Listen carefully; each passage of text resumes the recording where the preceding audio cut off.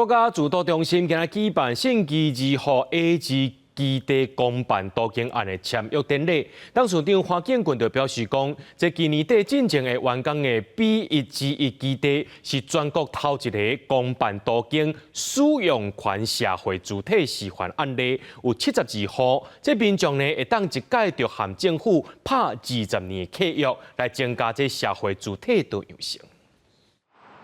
位伫台北信义区这栋工地建案，就是国家自导中心未来要成做全国首例公办都更分会，会成做使用权社会主体。预计今年底前就完工，提供72户全新主体经营模式。它有机会就会是这个地区的第一个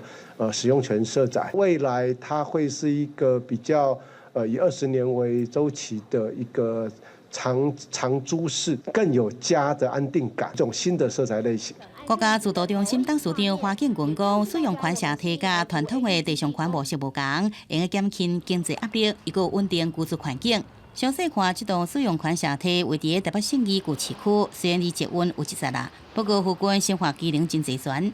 价钱不够吸引人的话，没有诱因。这20年还可以讨论，就是因为你20年如果说你费用不会调涨的话。根据了解，内政部所规划使用权社体草案计划方向包含20年租金袂起价、安定居住，使用对象比较社体一般户，可能厝内底有65岁以上的老人，也是有6岁以下的子女家长来承租。初步规划签约20年，严格用随时将资租约，租金也比市面的行情较好。其实这种使用权社体伫个精华地段，以附近现有租金行情来看，这租金可能也不俗。它的商业机能还是相当的成熟，它本身呢又有临近松山车站这样的优势哦。如果未来呢兴起社宅，如果出入的话，可能每一户呢会有3到4万甚至以上的这样子的租金行情。青年，特别是婚育家庭的部分，那因为这样角度讲说，它的所得的标准可以放宽，那也许它租金